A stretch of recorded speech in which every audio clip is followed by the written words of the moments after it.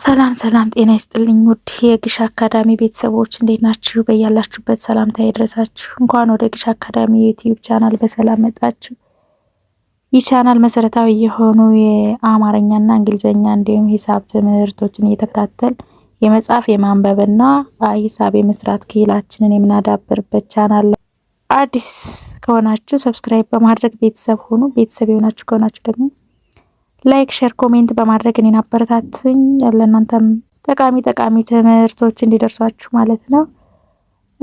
ኦንላይን መማር የምትፈልጉም ካላችሁ ኦንላይን ትምህርት መስጠት ላይ ነኝ። ስር ባስቀመጥኩት የስልክ አድራሻ በተለያዩ የሶሻል ሚዲያ አማራጮች ልትማሩ ትችላላችሁ ማለት ነው። ቀጥታ ወደ ዛሬው ትምህርት ነው የምወስዳችሁ። ውድ ቤተሰቦች በዚህ ቻናል እንግዲህ የተለያዩ ቃላት ምስረታን እያየን ነበረ። ሰሞኑን በሰሩላችሁ ክፍል ደግሞ ወደ አረፍተ ነገሮች ተሸጋግረን ነበር። ነገር ግን አሰብኩትና ቀድሚያ ስሞችን በደንብ መለማመድ አስፈላጊ ሆኖ አገኘሁት። በተለይም ደግሞ በእንግሊዝኛ መጻፍ የአማርኛ ስሞቻችን በእንግሊዝኛ እንዴት አድርገን እንጽፋለን የሚለውንም ተመልሼበታለሁ ማለት ነው። እያንዳንዳችን ማለት ነው ስሞችን እንደተለያዩ ነገሮች እንጠቀማቸዋለን። የእኛም ስም ባይሆን እንኳን የቤተሰቦቻችን የዘመዶቻችን ወይም የምንጻጻፈው ሰው ጋር የእንደዛ አይነት ሰው ስም ሊሆን ይችላል እና እሱንም በእንግሊዝኛ እንዴት አድርገን መጻፍ እንችላለን የሚለውን ነው በዛሬ ክፍል ያመጣሁላችሁ ማለት ነው። አብራችሁኝ እንድትቆዩ በድጋሚ ጋበዝኳችሁ። ወደ ትምህርቱ እንሂድ። ለዛሬ በሀ ቤት እና በለቤት ከሀ እስከ ሆ እንዲሁም ደግሞ ከለ እስከ ሎ ድረስ መነሻቸውን ያደረጉ ስሞችን በእንግሊዝኛ ስንጽፋቸው ምን አይነት አጻጻፍ ይኖራቸዋል የሚለውን ነው የምናየው ማለት ነው። እሺ እንጀምር። ከሀ እስከ ሆ ድረስ ያው አንዳንድ ምሳሌ አምጥቼላችኋለሁ። አንዳንድ ስሞች እነሱን እናያለን ማለት ነው። ሀ፣ ሁ፣ ሂ፣ ሃ፣ ሄ፣ ህ፣ ሆ። ያው በሀ የተመሰረተ አንድ ስም፣ በሁ ሌላ ስም፣ በሂ እንደዚሁ አንድ ስም፣ በሀ አንድ ስም፣ በእያንዳንዳቸው ፊደላት የሚጀምር አንድ ስም ነው ያመጣሁላችሁ። እሱን በአማርኛ እና በእንግሊዝኛ እንዴት እንደሚጻፍ ነው የምናየው። ለምሳሌ ሀ ብ ታ ሙ ሀብታሙ በአማርኛ ይሄን ይመስላል። በእንግሊዝኛ ደግሞ ስንጽፈው ኤች ኤ ቢ ቲ ኤ ኤም ዩ። ኤች ኤ እንደ ሀ፣ ቢ እንደ ብ፣ ቲ ኤ እንደ ታ፣ ኤምዩ እንደ ሙ።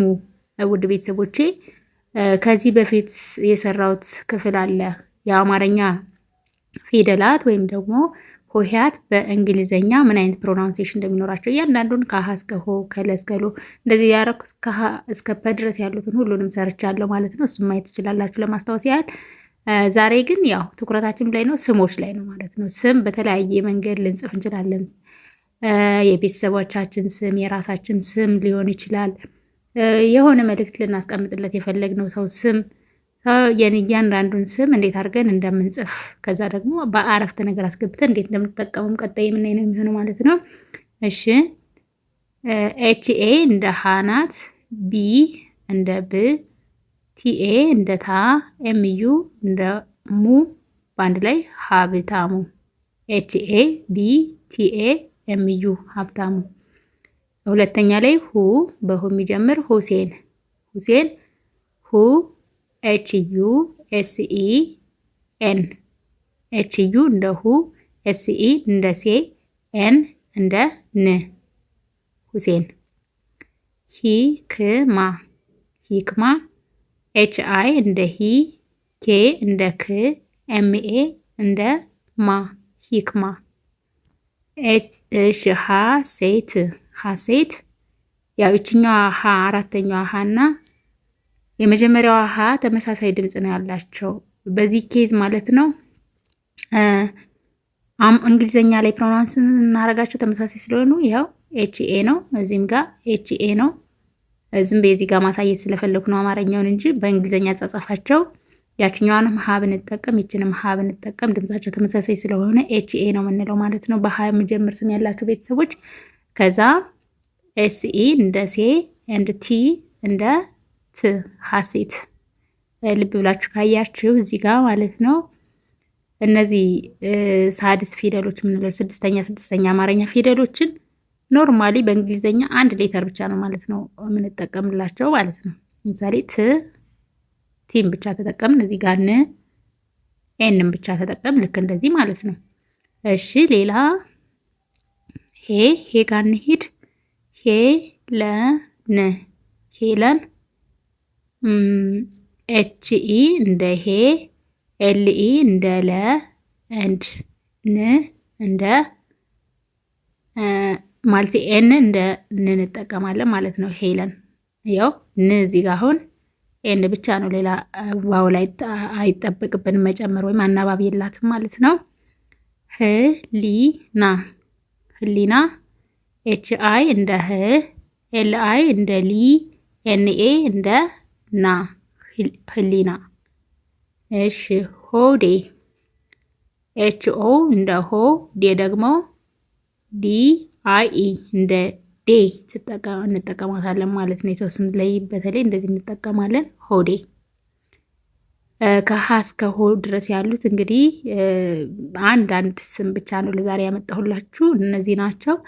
በተመሳሳይ ፊደል የሚጀምር ስም ያላችሁ ቤተሰቦች በዚህ መለማመድ ትችላላችሁ። እስኪ ደግሞ ወደ ለ እንሂድ። በለ የሚጀምሩ ስሞችን የምንያቸው። እሺ በለቤት የሚጀምሩ ለምሳሌ ለ፣ ሉ፣ ሊ፣ ላ፣ ሌ፣ ል፣ ሎ፣ ለማ፣ ኤልኢ፣ ኤምኤ፣ ኤልኢ ለ፣ ኤምኤ ማ፣ ለማ፣ ሉላ፣ ኤልዩ ሉ፣ ኤልኤ ላ፣ ሉላ፣ ሊዲያ ኤልአይ ሊ፣ ዲአይ ዲ፣ ዋይኤ ያ፣ ሊዲያ፣ ላቀ ኤልኤ ኬኢ፣ ኤልኤ ላ፣ ኬኢ ቀ፣ ላቀ። ውድ ቤተሰቦች እንደ ቀ ኪውን የምንጠቀማለን፣ ግን የሰው ስም ሲሆን ቤስት የሚሆነው ኬን መጠቀምም ነው። ኬ እንደ ከም እንደ ቀም ነው የምንጠቀማት ማለት ነው። ይሄ ላቀ። እሺ ወደ ሌ እንሂድ። ሌዊ፣ ኤልኢ ደብሊው አይ ሌዊ። እሺ ልዑል ኤልኢ ዩ ኤል ልዑል። እሺ ሎዛ ኤልኦ ዜድኤ ኤልኦ ሎ ዜድኤ ዛ ሎዛ። ስለዚህ ከለ እስከ ሎ ድረስ የሚጀምር ስም ያላችሁ ቤተሰቦች በእንደዚህ መልኩ መጠቀም ትችላላችሁ ማለት ነው። አንድ ልብ ማለት ያለብን ነገር ቢኖር እንደ ለ ኤልን ተጠቅመን ከዛ በኋላ አናባቢዎችን እንደየአስፈላጊነታቸው እንደምንጠቀም ነው። እንደ ሀ ደግሞ ኤችን እንደምንጠቀም አይተናል ማለት ነው። ውድ ቤተሰቦች ለዛሬ ያመጣሁላችሁ ምሳሌዎች እነዚህ ናቸው። አብራችሁኝ ስለነበራችሁም ከልብ ነው የማመሰግነው። ቀጣይ ደግሞ በሌሎች ስሞችና በሌሎች ፊደላት የተመሰረቱ ስሞች በአማርኛና በእንግሊዝኛ እንደዚሁ እያደረግን እናያለን ማለት ነው። በዛ እስከምንገናኝ ድረስ በያላችሁበት ሰላማችሁ ይብዛልኝ።